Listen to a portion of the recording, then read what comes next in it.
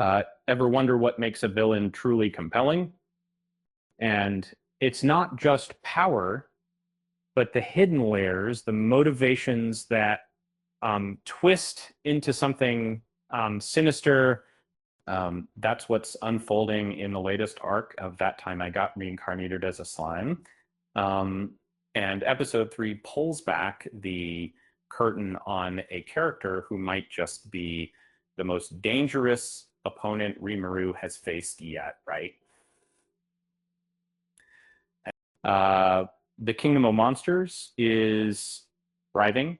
Um, the newly revamped dungeon is attracting adventurers, and Rimuru and his allies are enjoying the fruits of their labor. But beneath the surface, a storm is brewing. A calculated, insidious plot is taking shape, orchestrated by a figure with a past as opulent as it is disturbing. Rimuru, along with Veldora and Lilum, has been honing their skills within the dungeon, testing the avatar system. It's a playful interlude, a chance to refine their abilities.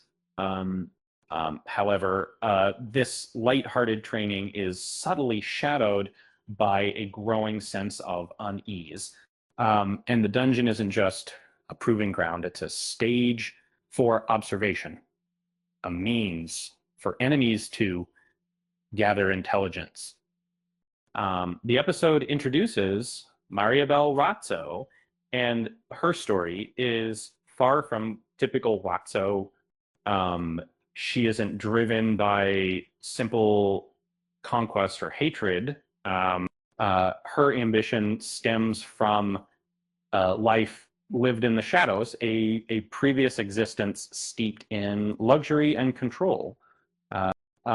She didn't seek power for its own sake, but to orchestrate the world from behind the scenes to shape destinies with a subtle hand.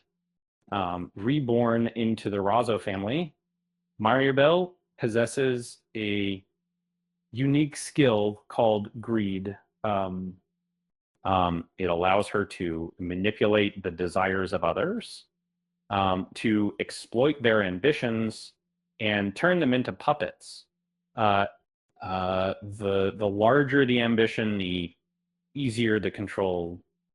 She's not just seeking power; she's building an empire of influence, one controlled desire at a time. Granville, the patriarch of the Razzo family, recognizes the immense power within Mariabel.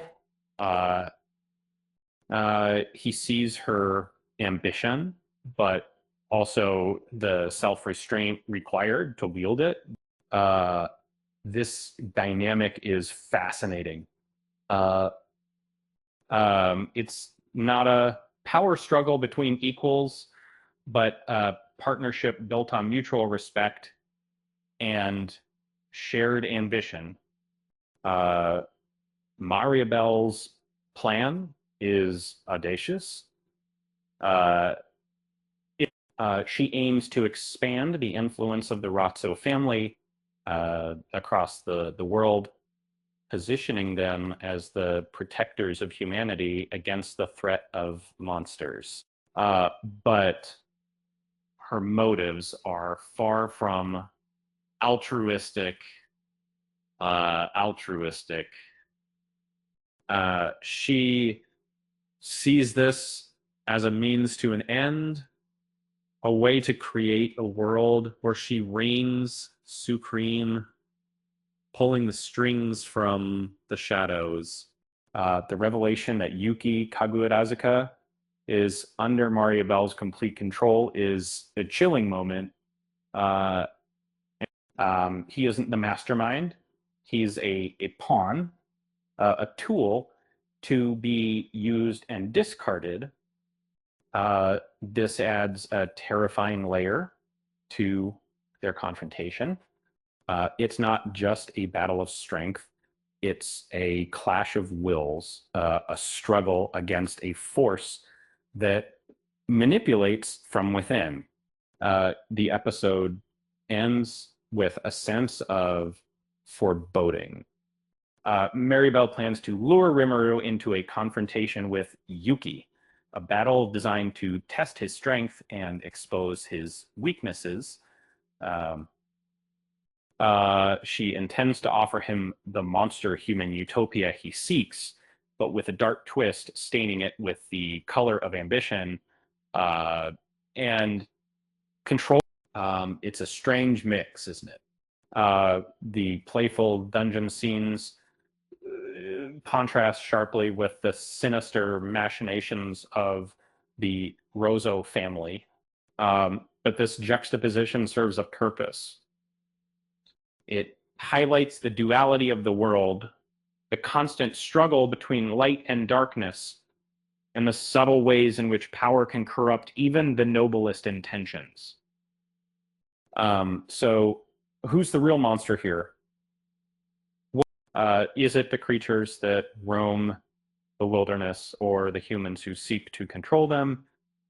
And that's the question that time I got reincarnated as a slime is posing. And the answer is becoming increasingly complex. And honestly, isn't it a bit ironic that the person trying to build the utopia is the one who's actually plotting to destroy it? With that said, thanks for watching. And until next time, I will see you